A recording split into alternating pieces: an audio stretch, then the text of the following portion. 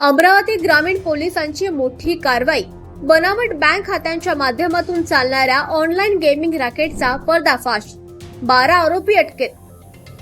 अमरावती ग्रामीण पोलिसांनी online gaming आणि सायबर गुन्ह्याशी संबंधित एका मोठ्या आंतरराज्य टोळीचा पर्दाफाश करत 12 आरोपींना अटक केली आहे. पोलीस तपासात धक्कादायक माहिती समोर आली असून आरोपी गरीब आणि मजूर वर्गातील नागरिकांना किरकोळ रकमेचे आमिष दाखवून त्यांच्या नावानं बँक खाते उघडत होते. त्यानंतर त्या खात्यांशी संबंधित passbook, ATM card, SIM card आणि मोबाईल क्रमांक स्वतःच्या ताब्यात घेऊन त्यांचा वापर ऑनलाईन गेमिंग तसंच इतर बेकायदेशीर आर्थिक व्यवहारांसाठी केला जात होता.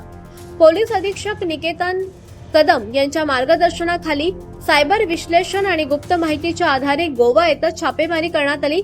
या कारवाईत महाराष्ट्र, उत्तर प्रदेश आणि मध्य प्रदेशातील आरोपींना अटक करण्यात आली. पोलिसांनी आरोपींकडून 64 bank passbook, 147 ATM card, 19 chequebook, 198 SIM card, 52 mobile handset, 9 laptop आणि 3 टॅब जप्त केलेत. जप्त करण्यात आलेल्या मुद्देमालाची एकूण किंमत 10,58,000 रुपये असल्याचं सांगण्यात येत आहे.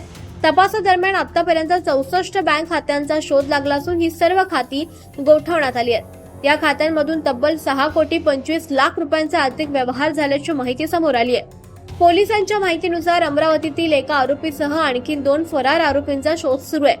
दरम्यान पोलिसांनी नागरिकांना आवाहन केलंय की कोणत्याही आमिषाला बळी पडून आपल्या नावावरील बँक खाते, एटीएम कार्ड, आधार कार्ड किंवा मोबाईल क्रमांक इतर कोणालाही वापरण्यास देऊ नये.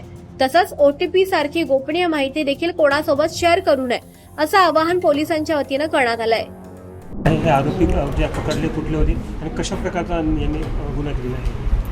आपल्याकडे अमरावती ग्रामीण जिल्ह्यात आपल्याला 10 तारखेला एक तक्रार प्राप्त झाली होती की काही मजूर आणि गोरगरीब व्यक्ती आहेत, त्यांचे बँक अकाउंट्स आणि त्यांच्या नावावरचे सिम कार्ड याच वापरून त्यांच्या जे बँक अकाउंटवर आहेत त्याच्यात मोठ्या प्रमाणात पैशांचे व्यवहार होत आहेत. आपण तात्काळ त्याची दखल घेत प्राथमिक चौकशीमध्ये असं निष्पन्न झालं की हे बँक अकाउंट्स खूप मोठ्या ट्रान्झॅक्शनसाठी वापरण्यात येत आहेत आणि बेसिकली सायबर फ्रॉड याच्यासाठी वापरण्यात येत आहेत. तर आपण गुन्हा तात्काळ दाखल करून सायबर पोलीस स्टेशन येथे वर्ग करून सायबर पोलीस स्टेशनने जो आत्तापर्यंत तपास केलेला आहे त्याच्यामध्ये असं निष्पन्न झालेलं आहे की हे जे अकाउंट्स आहेत त्याला म्यूल अकाउंट्स आपण म्हणतो. याचा वापर हा ऑनलाईन गेमिंगचे पैसे असतील किंवा सायबर फ्रॉडचे जे पैसे असतील ते स्वीकारण्यासाठी होतो आणि पुढे इतर अकाउंटवर पाठवण्यासाठी होतो. म्हणजे बेसिकली क्रिमिनल ॲक्टिव्हिटीजसाठी याचा वापर होत आहे. त्या अनुषंगाने आपण जी अधिकचा तपास केला त्यामध्ये गोवा येथे आपल्याला याचा ट्रेस मिळाला की तिथून हे सर्व ऑपरेट होत आहे. आपल्या टीमने सायबरचे जे PI आहेत आणि तसेच आमचे बाकीचे अधिकारी आहेत यांनी जाऊन गोवा येथे एक चांगला ट्रॅप लावून आपण रेड हँडेड तिथे 11 आरोपींना पकडलेलं आहे की जे तिथून कॉल सेंटर चालवत होते. त्यांच्याकडे आपल्याला जवळपास 200 सिम कार्ड देखील मिळाले आणि 70च्या आसपास बँक अकाउंट्स मिळालेले आहेत. 9 लॅपटॉप्स आहेत आणि 3 टॅबलेट्स आहेत जे त्याच्यावरून ऑनलाईन गेमिंग चालवत होते. आणि हे सिम कार्ड आणि बँक अकाउंटचा वापर हे मोठ्या प्रमाणात येणारा पैसा जो होता तो पुढे पाठवण्यासाठी करत होते. आता आपल्याला यामध्ये अजून एक गोष्ट अशी लक्षात आलेली आहे की आपल्या जिल्ह्यामध्ये इतरही काही गरीब वर्ग जो आहे किंवा मजूर वर्ग आहे त्यांचे असे बँक अकाउंट ओपन करून पुढे देण्यात आलेले आहेत.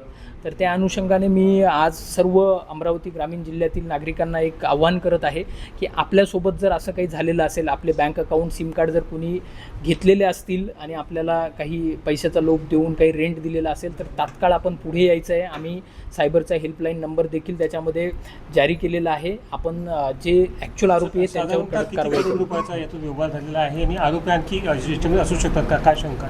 याच्यामध्ये अजून आरोपी नक्कीच निष्पन्न होतील. 3 आरोपी फरार आहेत आणि जे 3 फरार आहेत त्यांच्याकडून आपल्याला अधिकची माहिती मिळेल कारण ते इथलं पूर्ण नेटवर्क चालवण्याचं काम करत होते. आणि यामध्ये आत्तापर्यंतचे आपण जे 34 बँक अकाउंटची ॲनालिसिस केलेली आहे, जवळपास 6.25 करोड रुपयाचे याच्यामध्ये ट्रान्झॅक्शन झालेले दिसून येत आहेत. आपल्याकडे इतरही जवळपास अजून 35 बँक अकाउंट आहेत त्याची ॲनालिसिस चालू आहे आणि याची व्याप्ती अजून वाढण्याची शक्यता आहे. पाहत रहा फक्त जनविकास न्यूज. सत्य, संघर्ष आणि जनतेचा विश्वास.